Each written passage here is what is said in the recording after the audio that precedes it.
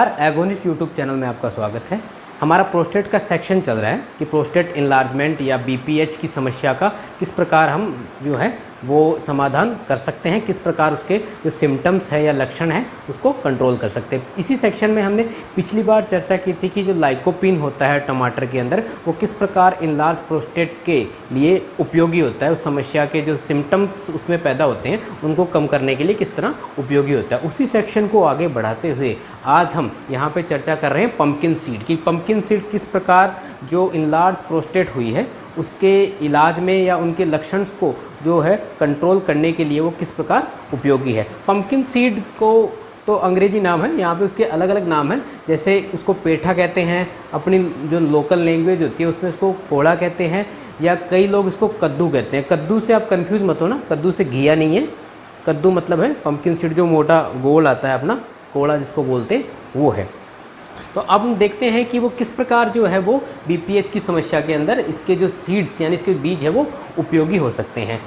अब बीपीएच के लिए जो सबसे ज़रूरी जो मिनरल है यानी प्रोस्टेट के लिए जो सबसे ज़रूरी मिनरल है वो है जिंक है। अगर आपको अपनी प्रोस्टेट को हैप्पी रखना है, उसको प्रॉपर फंक्शनिंग रखना है, तो उसके लिए जो सबसे ज़रूरी मिनरल है वो है जिंक है। तो जिंक की सप्लाई प्रॉपर होनी चाहिए। अगर जिंक की सप्लाई प्रोस्टेट में प्रॉपर है तो वो प्रॉपर ढंग से काम कर रही है। अगर जिंक की डेफिशिएंसी आ जाती है तो उस समय जो है प्रोस्टेट में कई प्रकार की समस्याएं हो सकती है, जैसे इनलार्ज हो सकती है प्रोस्टेटाइटिस की समस्या भी कई बार हो जाती है, और प्रोस्टेट कैंसर के चांसेस भी उन लोगों में ज़्यादा होते हैं जिनमें जो है जिंक की डेफिशिएंसी होती है यानी जिंक की कमी होती है। तो इसमें पम्पकिन जो सीड है वो किस प्रकार काम करते हैं, वो ये कि जो पम्पकिन सीड है वो एक रिचेस्ट सोर्स है, जिंक का रिचेस्ट सोर्स है।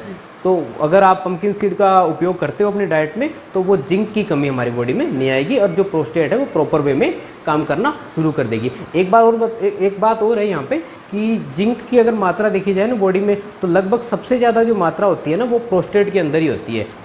तो इस प्रकार हम मान सकते हैं कि प्रोस्टेट की फंक्शनिंग के लिए जिंक एक बहुत ही आवश्यक मिनरल है।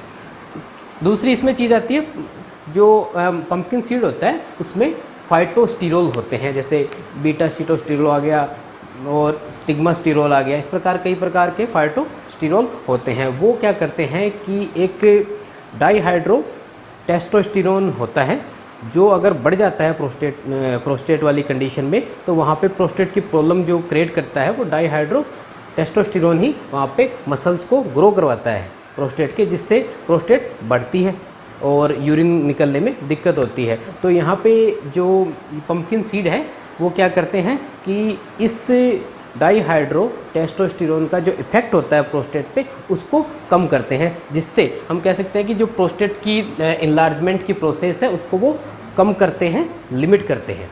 तो ये दूसरा उसका रोल हो गया।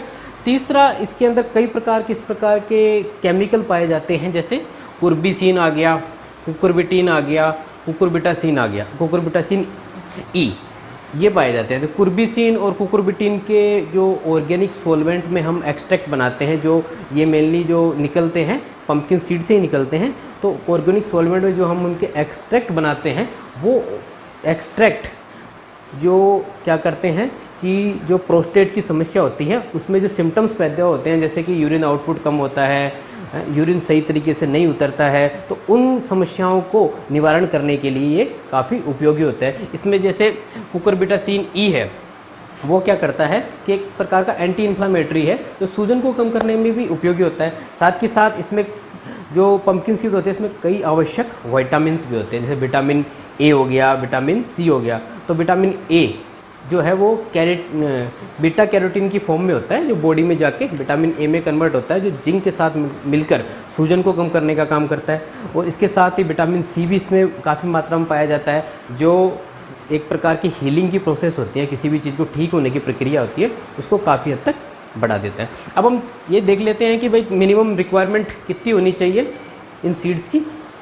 तो लगभग 8 mg पर डे वो फीमेल में और 11 mg पर डे वह मेल के अंदर होती है। तो इनको कैसे यूज़ कर सकते हो आप? यूज़ करने के लिए क्या कर सकते हो कि आप इनको क्या करना होता है, जैसे कद्दू या कोड़ा जो होता है उसके अंदर से पहले बीज को निकाला जाता है, बीज को निकाला जाता है, उनको तरीके से वाटर से वॉश किया जाता है। वॉश करके आप उसको ड्राई कर सकते हो ओवरनाइट। रख के उनको सुखा के आप उनको डायरेक्ट खा सकते हो। जैसे 1 टेबल स्पून है 5 ग्राम के आसपास डेली का, उसको आप डाइट का पार्ट बना सकते हो।